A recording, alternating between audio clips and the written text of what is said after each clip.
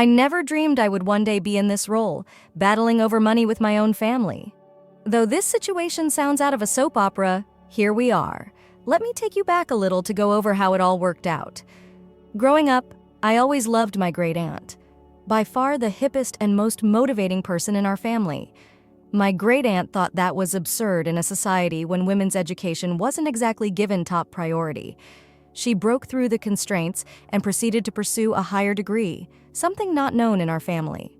She relocated to London, finished her schooling, and finally started a career as a doctor.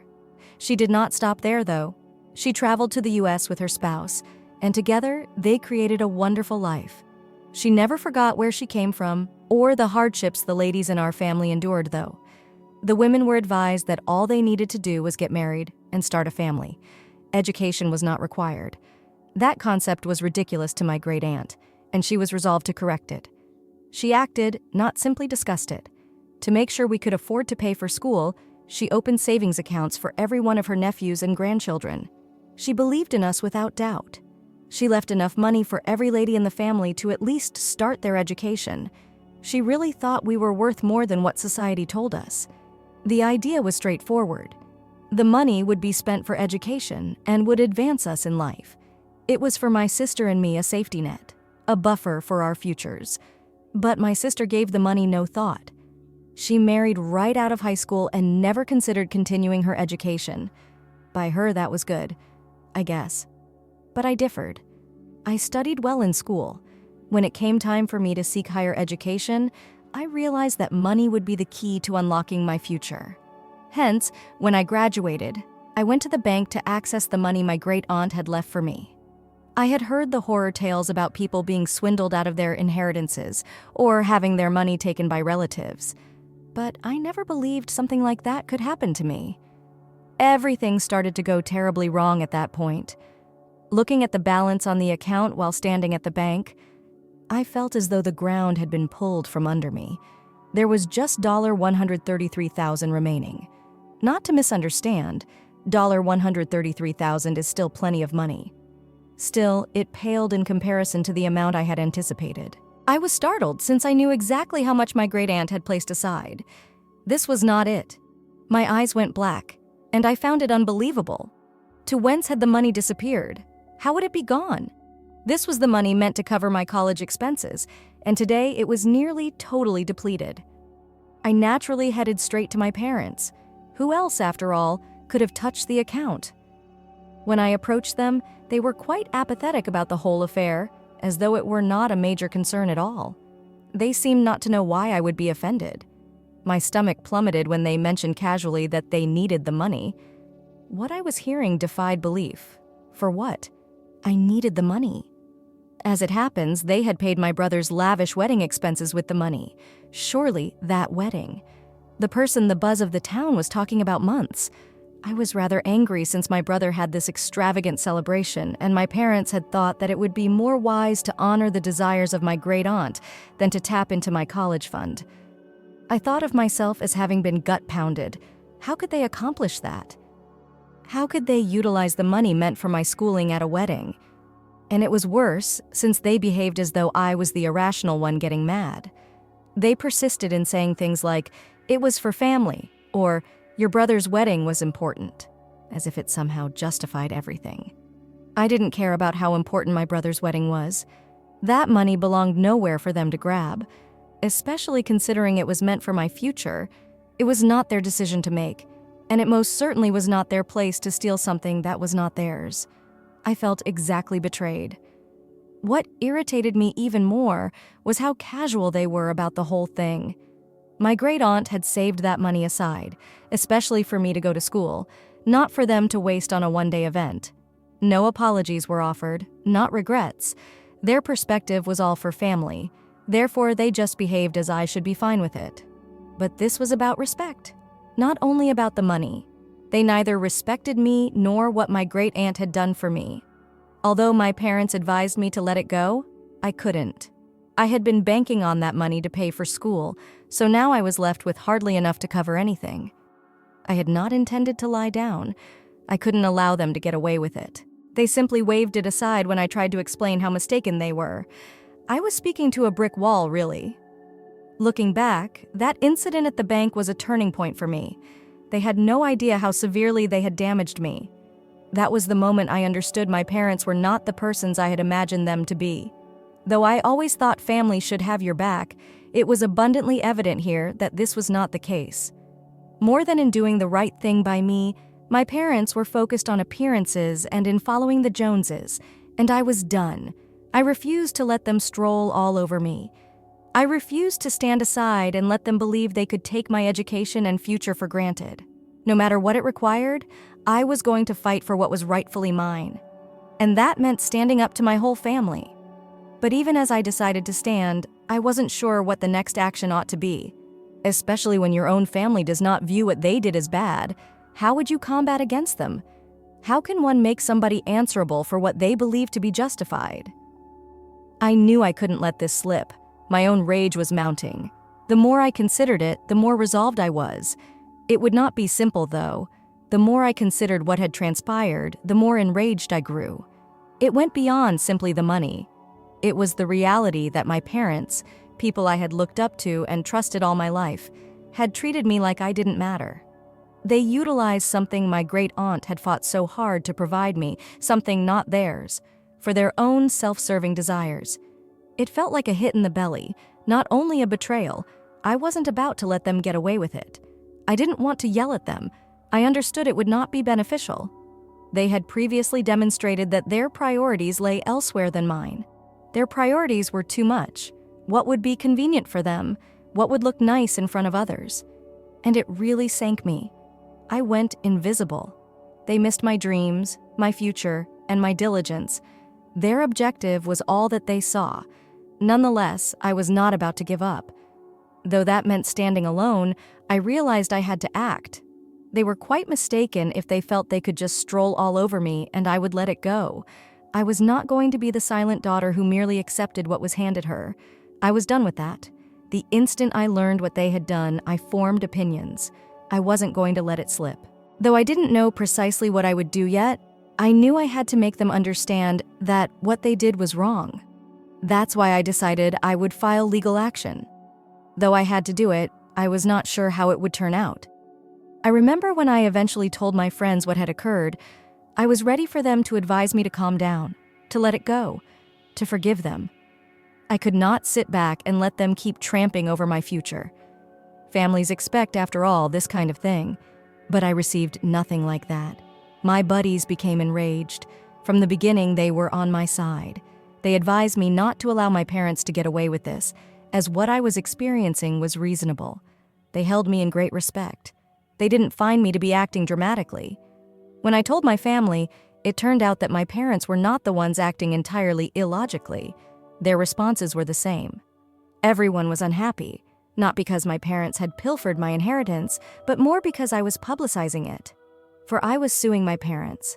I was the evil guy suddenly. I was driving the family apart. Why no one appeared to give a damn about what had really transpired eluded me. Rather, they all worried about how this would look and how it would damage our family's reputation. My aunt called me first. Beginning with the guilt trip, she told me how I was publicly displaying family business and how gravely mistaken I was. Family comes first, she advised me, and I should consider the disgrace this would cause every one of us. I knew nothing about how to react to that. First, family comes first. All my life, was that what they had been imparting? Right now, family did not feel like it came first. Not after they had taken from me. I gently told her, as cool as I could, that this had nothing to do with insulting anyone. This was not about driving the family apart. This concerned returning what was properly mine. She objected nevertheless at hearing that. She informed me I was acting selfishly and that I was aggravating things. It was not only my aunt. Messages from relatives, distant cousins, and even folks I hadn't spoken to in years started exploding on my phone. They all said the same. I should simply let it go. I was wrong and I was embarrassing the family. One of them told me I was embarrassing my parents specifically.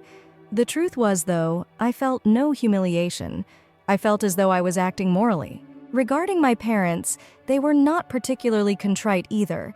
They were the ones who ought to have been ashamed. Not even did they try to hide what they had done. They simply kept telling me I was being theatrical and overreacting. My mother even dared to tell me I was selfish for not appreciating what they had done. She added, "They had done what they felt to be the best for the family. I wanted to yell. It had nothing to do with what was best for the family. It concerned what would be best for me. And it was about respect, not about the money either. They had grabbed my future and blown it on a marriage. How could they not find it to be wrong? They didn't care, though. They simply persisted in talking about how I was separating the family and how I was making things more difficult for everybody. Every discussion became a sermon on how I should let it go and on how I should view the family's reputation. They never once said they were mistaken or apologized. By now, I had had enough. They simply wanted me to dismiss it and move on. I could no longer stand it. That house would not be livable for me with them behaving as though nothing had happened. I thus got ready by packing. I had no particularly clear plan. Though I knew I couldn't stay there anymore, I had no idea what the next step was. The second I walked out the door, it felt like I was breathing again. I told a buddy what happened and asked whether they could come pick me up. I felt as if I was at last running my life. I didn't have to act as though everything was fine when it most obviously wasn't. I wasn't sure what the next several months would hold. I didn't have to pretend I was cool with what they had done. I lacked the funds I had been budgeting for school. Not quite what I had in mind. I had to pull out school loans. I knew I would be paying things off for years, all because my parents had chosen a wedding as more essential than my schooling. But even though I was now saddled with the debt, I was not going to let them prevail. I promised myself I would graduate from college and that I would survive on my own. The next several months were demanding. I was not going to let them get away with what they had done or let them off the hook just because they were relatives. I spoke hardly at all with my parents. After all that had happened, I was not interested in hearing their guilt trips or apologies. Not like I wanted to. I was not yet finished with them. I still wanted my money back, so if it required attending court, that is what I intended to do. But I was not ready for the reaction from my family. I had not imagined it to be this severe. They were enraged, not only annoyed with me. They behaved like I had done, that is, like I had betrayed them somehow, something very terrible. Though at the end of the day I didn't give a damn, they couldn't see that what they had done was the betrayal, not me defending myself. I was not going to let guilt drive me into quiet. Fine if they wanted to believe I was the evil man. I understood the correct course of action, and I wasn't going to stop until I received justice. My family suffered constant reaction. It was not only the silent judgment or the chilly shoulder. Trying to control and guilt me into backing down, they were all over me. Everybody had a view, none of which supported me. The universe seemed to be suddenly against me. For sticking up for myself, people I knew my entire life began treating me like some sort of villain. The worst aspect was their seeming disregard of what had really happened. They didn't give a damn about my parents' pilfers. Their only concern was that I was calling them out on it. Every time I left the house, it felt as though everyone was waiting for me to break. Friends of the family would stop me in the street, tug me aside, and try to persuade me to withdraw the lawsuit. Though none of it bothered me anymore, they persisted in urging, "Think of the family. Think of the shame you're bringing on us." Not after all they had done. It got to the point where I felt the weight of everyone's eyes on me even as I walked into a store. Whispers began to stir wherever I turned. It didn't matter that my parents had deceived me. They didn't want to discuss it. She's the one suing her parents. She's ripping the family apart. They simply wanted me to close off and let things pass. First, I tried to explain myself in order to stop them from looking awful. I wanted them to know and appreciate how wounded I was, but it resembled chatting to a stone wall. Every time I spoke, they would flip it around and focus on how I was the one generating all the drama and how incorrect I was. It was terrible. One day my dad called. Though I had no idea what he wanted, I decided I would hear him out. I reasoned perhaps, just maybe, he had arrived. Perhaps he would come to see what he did was inappropriate. Naturally, though, not. He was scolding me about how I was severing the family, and the exchange proceeded precisely like every single one. He discussed how the case was tarnishing their standing and how people were speaking behind our backs. He even mentioned my mother's health, trying to shame me by citing her stress levels. The thing that truly bothered me, though, was his continued behavior, as if I were the unappreciative one. It was always the same stupidity. "You're making us look bad after everything we've done for you," he insisted. And I thought, really? Given all you have done for me?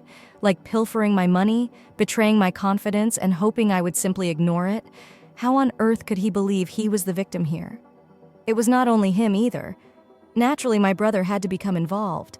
He always performed the victim rather brilliantly.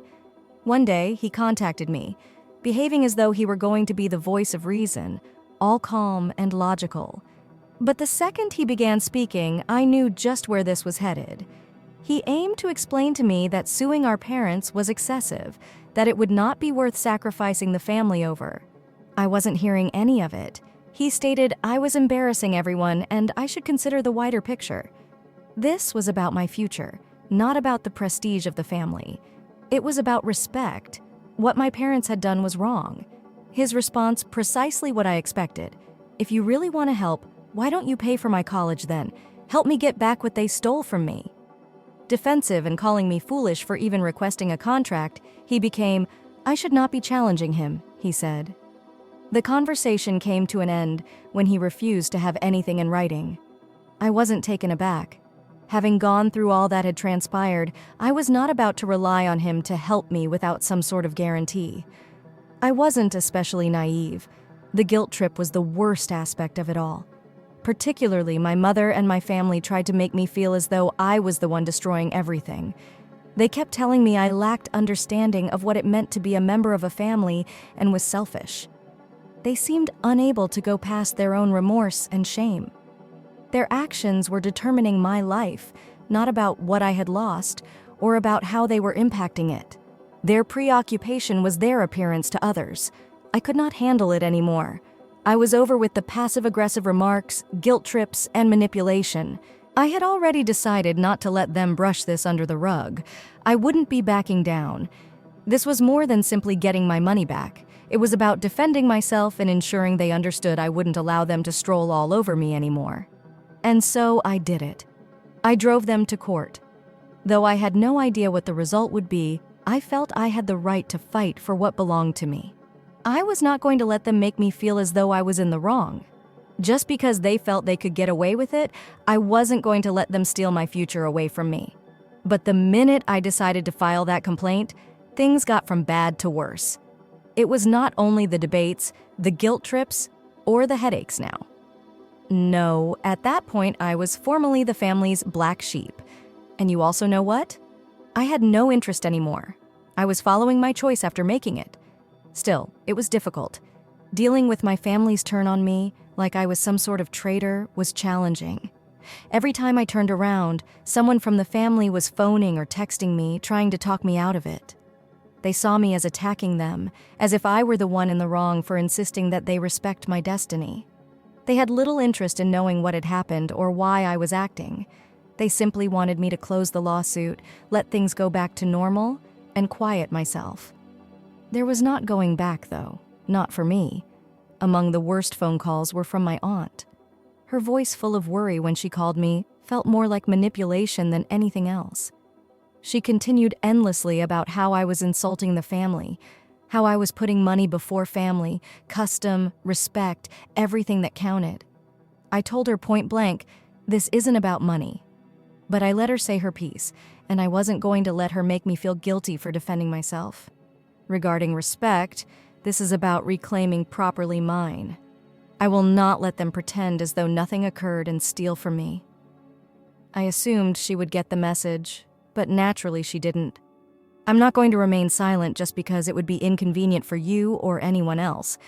We haven't spoken since she hung up on me. It was not only her, though. The family started perceiving me as the evil overall. People I hardly knew started contacting me to let me know I was creating too much disturbance. "You are embarrassing us," they would say. Though here's the thing, I had considered it. Think about what this is doing to your parents. I thought about it every day. And I understood their actions were improper. It was more than just the money. It was about their indifference for my future. What my great aunt had worked so hard to leave me didn't concern them. Their priorities were their own image and needs, hence, they went wrong. Regarding my parents, that is another matter. They persisted without stopping. Trying to convince me to meet with them so we could work it out, they kept phoning and texting, but I knew it wouldn't fix anything. Their desire was not for things to be corrected. Their only goal was for me to pardon them and clear their record. Like I should be appreciative of what they were doing. They even promised to pay me back in installments. I gave them straightforward instructions. No, you took my money, and right now you are going to reimburse me all of it. Not later in nature. Not broken up in bits and pieces. You owe me that much. Naturally, my dad did not take it well. He began his address on yet another one about my lack of gratitude and my ignorance of what family meant. And really, I was rather done at that time. I lacked the will to debate going forward. I basically kept repeating myself, pay me back, then we will discuss. The real blow came when my brother, of all people, became engaged. Since all of this began, I had been avoiding him since I knew his side view. He called me, all cool under pressure, behaving as though he were the peacekeeper. He informed me he knew why I was upset, but he felt suing our parents was excessive. I lost it when he told me I was embarrassing everyone and that I should consider family or money more highly. I told him straightforwardly, pay for my college if you truly want to help. Plant your money where your mouth is. He hated that one bit. Stop talking about family and show me you truly care about mine. He became defensive, labeled me foolish, and we both hung up on each other. To be honest, that marked my last straw. Except for my buddies, none of this family members truly cared about what was right. Then it occurred. They were just concerned with looks, with making sure they looked good to the outside world. The date the court scheduled arrived. My family had previously made it very evident they thought I was insane bringing them to court. Still, I felt I was acting morally. I understood I had a good case. It wasn't easy, but I showed up, sat in the courtroom, and performed what I had to. To be honest, it was rather terrifying. I could see the guilt in my parents' eyes every time I looked at them, yet there was no apologies. Not at all regret. They still found it incomprehensible why I was so offended. They still struggled to understand that their actions had been immoral. I did not, however, back down. Following the trial, the waiting for the decision seemed like a lifetime. But it felt like all the suffering and annoyance I had gone through had been well worth it when the judge at last decided in my favor. I will win.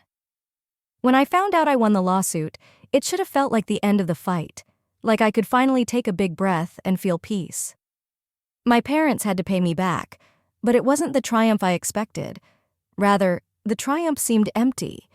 Indeed, I had returned what belonged to me, but there were consequences. The first thing that happened following the court finding was that my parents, my dad particularly, tried to minimize the whole affair. The consequences from the court decision hit me harder than I expected, and I realized that achieving justice wasn't not going to cure everything. They behaved as though the court's ruling had no bearing whatsoever, as if it were merely a formality with no actual impact. Actually, though, it meant everything to me. My education, my opportunity at a better life, were the future they had pilfers. And the fact the court had agreed with me meant my parents had to pay for their deeds. They had to reimburse me, and that wasn't going to be simple for them. That's when things truly started to change. The second the decision came down and my parents understood the cost involved. They had to mortgage their house to pay the bill since they lacked the funds to make the repayment all at once, and that resulted in a whole fresh degree of anarchy inside the family. The opinion changed when my relatives learnt my parents had to mortgage their house to pay back debt. I was the one who put my family in financial risk. So suddenly, I was not the one victimized. It felt as though the entire planet was once more turning against me. Everyone who had kept quiet about the whole incident previously suddenly had something to say. Their incredulity at my making things this challenging, my parents claimed, the reason they went into debt was me. I was the one who had destroyed their life. It still amazed me how hypocritical everything is. Not one of us took our own money. The person who decided to spend my college fund on a wedding was not me, but I instantly became the evil guy, and circumstances were not helped by my parents. Blaming me for everything that went wrong, They behaved as though I were the villain in a terrible family drama. Especially my mother kept phoning me and wailing on the other side, expressing her shame. She made it seem as though I had wrecked everything, as if I had started all of this. But no, I was not the one who made the decisions. It was they that made the decisions. They were the ones who stole my money without asking and gave their son's wedding first priority above my future. They engaged in that. Not me either. Not just my parents either. Once more, my brother launched in on me. He advanced a bit this time. He contacted me and, with a straight face, inquired whether I could assist with the repayment of the mortgage they had taken out. You really did hear correctly. I told him straightforwardly, if they hadn't taken my money in the first place, they wouldn't be in this situation. After everything that happened, after everything they did, my brother had the nerve to call me and say, well, now that you've got your money, the least you could help out. I am not straightening the mess they created. Of course, he objected. It is not my job to save them. Once more, he labeled me selfish and chastised me for acting irrationally. It made no difference, though. After everything that transpired, I wasn't not ready to back down or start apologizing for sticking up for myself. I wasn't willing to let them distort events to make it look like I was the one who was mistaken.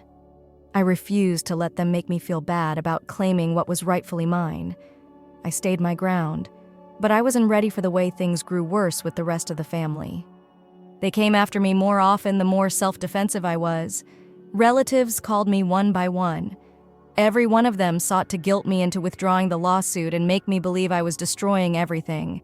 I was embarrassing the family here. I was splitting us apart.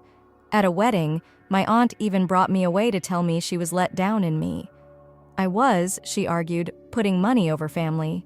And I recall just staring at her and wondering, would you have let them steal your money for a wedding? Would you have been at peace with that? She had no response for me. They never do. It went beyond mere financial gain now.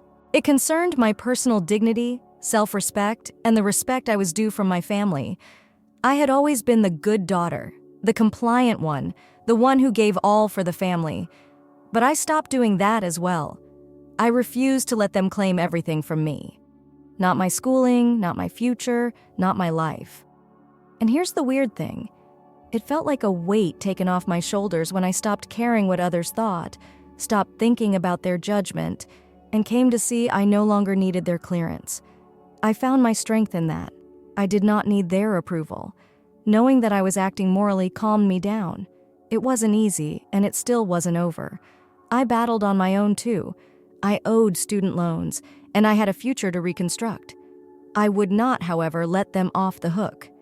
In a strange sense, I started to feel freer than I had ever experienced. I was not going to let them get away with what they did. I had at last started to run my life. Their expectations ceased to define me. Looking back, I can really say that I made the correct decision, even if it was difficult to leave my family. Was it aching? Clearly. Did things go easily? Nothing at all. Still, it was well worth it to advocate for my future. At the end of it all, I was no more the person who merely accepted what was thrown at me. My parents needed to answer for what they did, and if it meant being labeled the black sheep of the family, then so be it. When nobody else would, I was the one who battled back, grabbed control, and stood up for myself. And you know what? The best thing is that it feels very decent. I have made sure every young woman in the family, including nieces and relatives, knows what happened to me. I cautioned them. I advised them to guard their educational money and ensure nobody could grab what was intended for their futures. As for me, I'm headed forward. If I could assist them in avoiding the same suffering I went through, maybe some good would follow from it all. I am establishing the life I want, paying off my education loans, and emphasizing my own needs. I will never quit again advocating what is mine. And maybe one day I'll look back on all of this and see that it was the best choice I ever made. For now, though, I have freedom, and that is sufficient as well.